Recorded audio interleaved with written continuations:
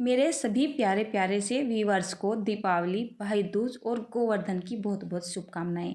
त्योहार चल रहे हैं और ऐसा तो बिल्कुल भी हो ही नहीं सकता है कि आपको आपकी अनीता कोई मिठाई की रेसिपी ना दे।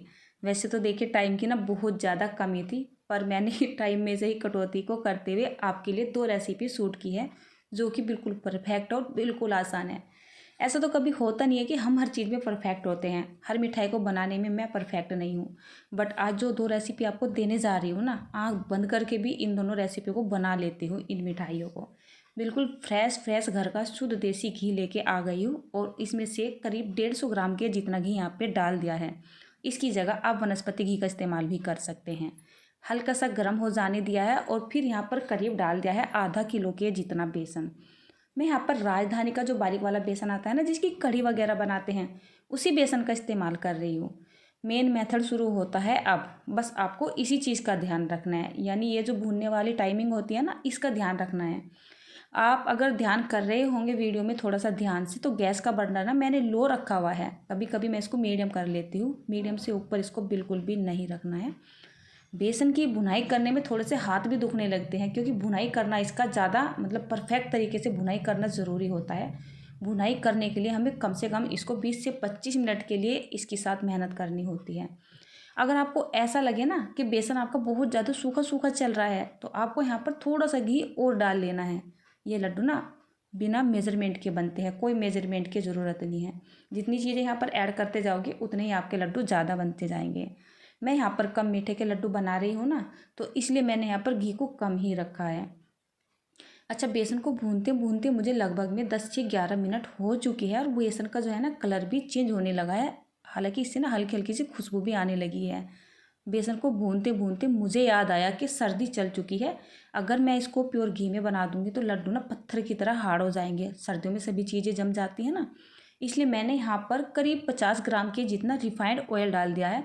रिफाइंड ऑयल मैं अपने घर में हमेशा अच्छे वाला रखती हूँ, जैसे फॉर्चून का या फिर डालडा वगैरह का होता है। लोकल रिफाइंड बिल्कुल भी अच्छे नहीं लगते हैं।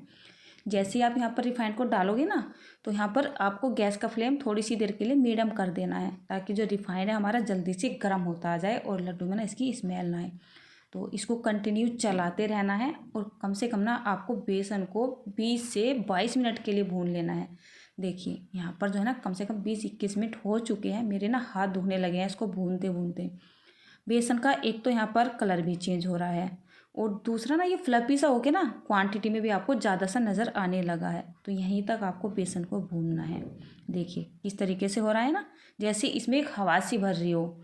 बहुत बढ़िया तरीके से इसका टेक्सचर बन चुका है। और दूसरा ना जब ये भून जाता है, आपको नहीं पूरे मोहल्ले वालों को पता चल जाएगा कि आपके घर में बेसन के लड्डू बन रहे हैं। इतनी ज़्यादा अच्छी और बहुत ही प्यारी सी खुशबू आती है।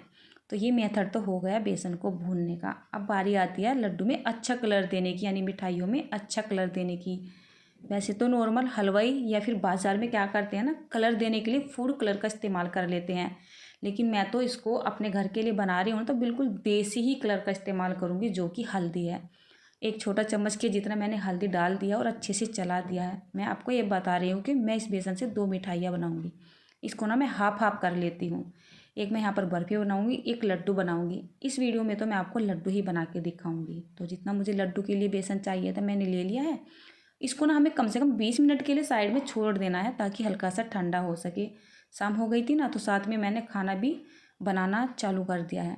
मेरे पास ना बूरा नहीं थी, और ये जो सिंदारे पे आते हैं ना सावन के महीने में पतासे, वो रखे हुए थे। मैं लड्डू में इनको पीस के डाल लेती हूँ, बिल्कुल परफेक्ट टेक्सचर आता है।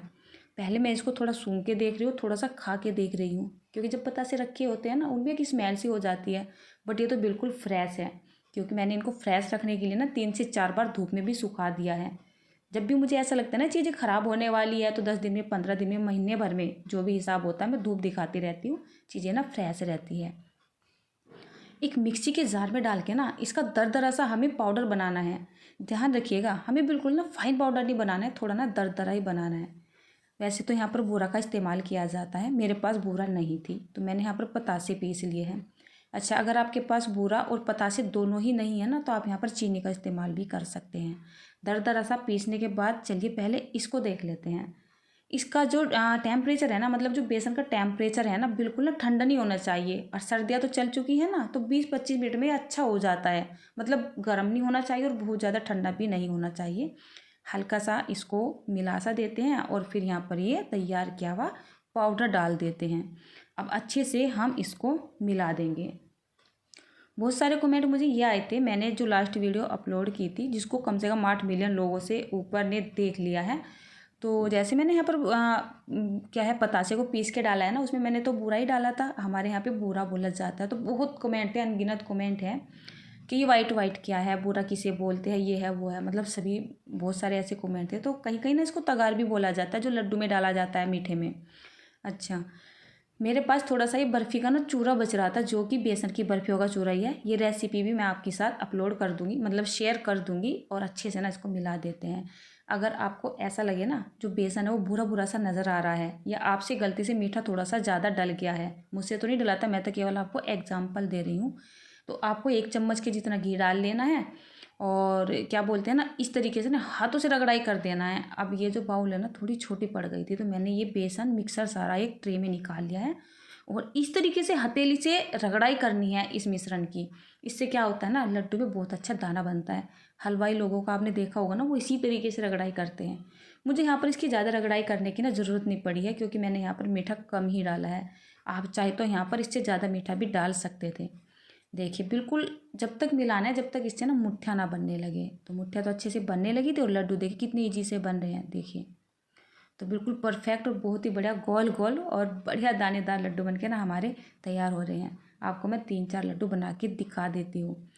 इस मिश्रण को पहले मैं एक हाथ में उठा रही हूँ, क्योंकि मुझे यहाँ पर सभी लड्डू का साइज़ ना सेम ही रखना है।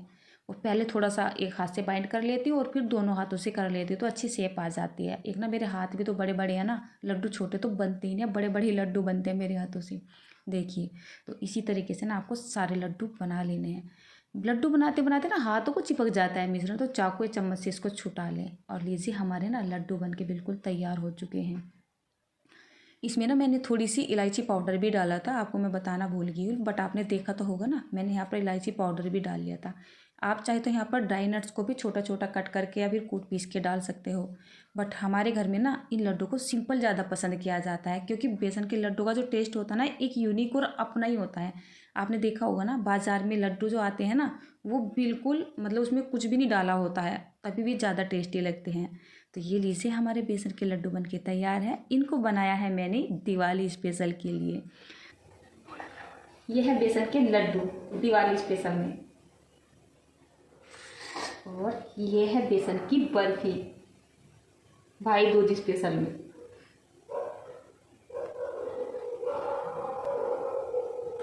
बढ़िया, फर्स्ट क्लास। चलो, हो गया ना।